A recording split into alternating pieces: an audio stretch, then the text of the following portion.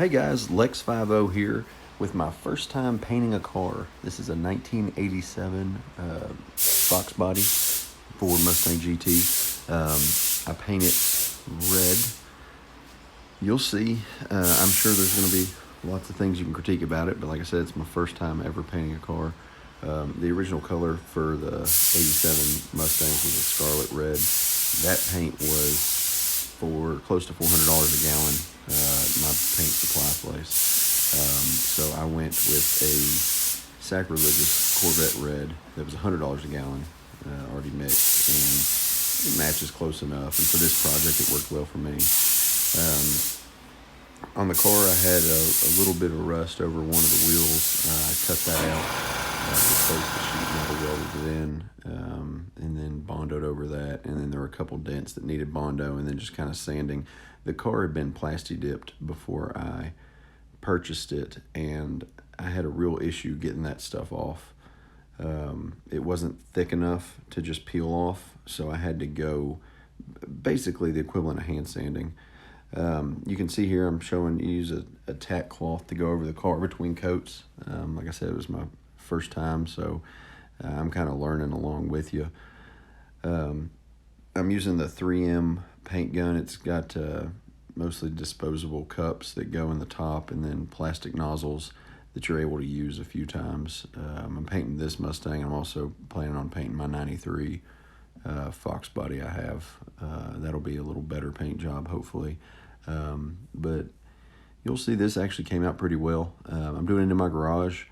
I've got a mini split system running because, of course, when I decided to paint, the bottom dropped out, and I think it was about 25 degrees outside.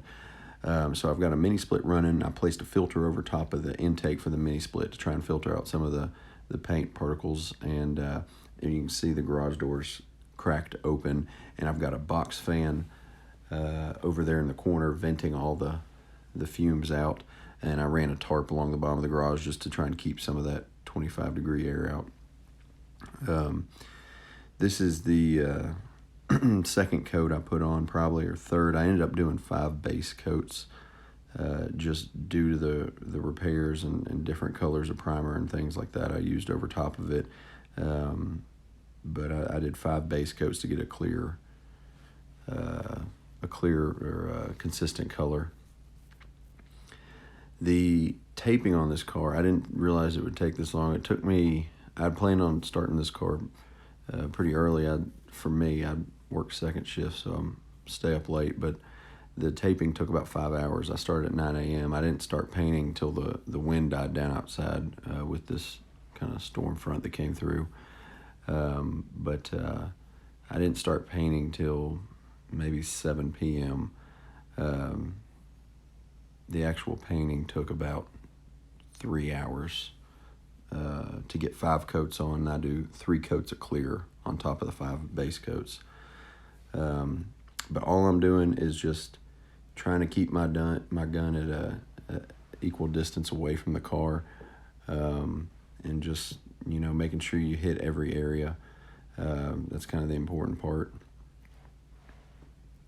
And one thing that you might want to practice if you're doing this for the first time is to hook your gun up with the hose and everything like that, and practice working around the car, because you don't want to bump up against it, because that's obviously going to cause an issue, and you're going to have to go back and sand it and go through it. Luckily, I didn't do that on these 5 coats.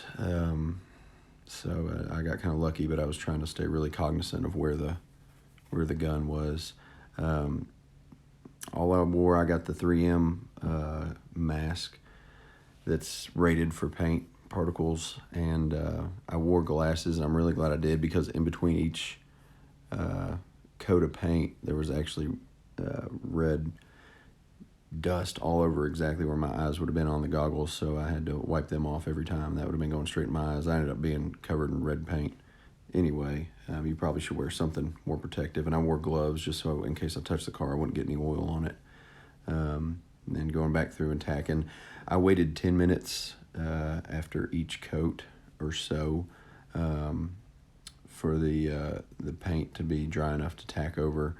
I found that if I, by the time it took me, I think around 7 or 8 minutes to go around the car each time. So by the time I was done with it, I was pretty much ready to go tack one side, and I worked my way around. It just kind of worked out.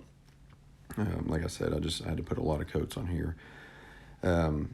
What I had researched and seen online is you do your big flat panels first, so the roof first for me. I'm not doing the hood on this one. The hood is separate. I'll do it later.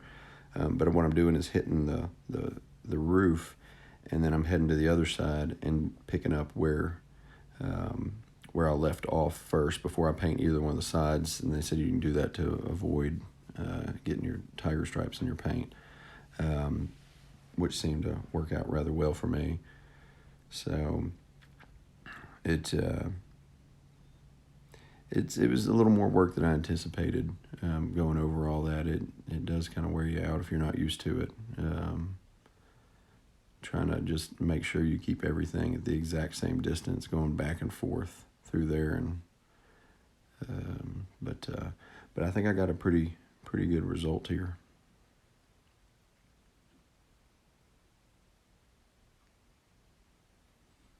This is probably the 4th coat, I'd say, on there. Might be the 5th. Can't quite remember. But it's just making sure you hit everything each time, doing it the exact same way. So I think I'll be putting clear on here in a second. And there we go. First time doing clear. You can see it's got a nice, even, consistent color on the Mustang. So I figured it was time to put clear on. I just tacked between it. I did not use a tack rag on the clear. So the clear coat wanted you to wait 15 minutes instead of 10, and wait a little longer. But you'll see the clear coat definitely spreads a little more in the garage. It makes it pretty almost like fog. Makes it harder to see. So to let it settle even took about 10 minutes after spraying the car with the way I had it vented out. And I put the clear on the exact same way as I did the base coat, pretty much. I did about 50% overlap on every single pass with both. It worked for me. I'm not a perfectionist, but I wanted it to be a pretty decent paint job for being my first. But the clear went on nice and easy. I got some dust particles, which you'll see here in a little bit, but I went through and did the car, and you can see the garage gets pretty foggy looking as you're going through it. That stuff's pretty thick in the air.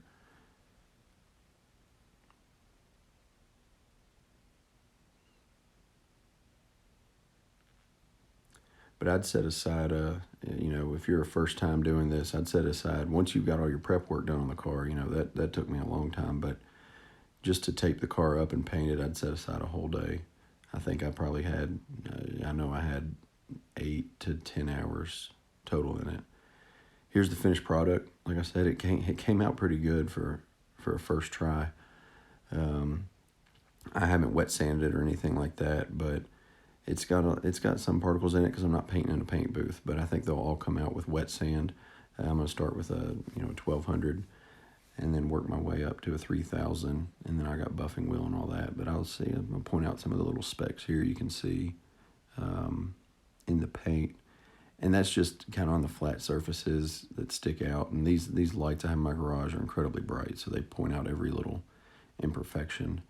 And you can see some dents that I missed, things like that. But I'm going to go back through wet sanded. I'll do another video of it wet sanded and buffed and put back together so you can kind of see what that looks like. But honestly, for my first attempt painting a car, I am completely thrilled with it. And I did it just from watching YouTube videos. That's my only experience. So that's the finished product. If you got any questions, pop them in the comment section. I'll try and answer them.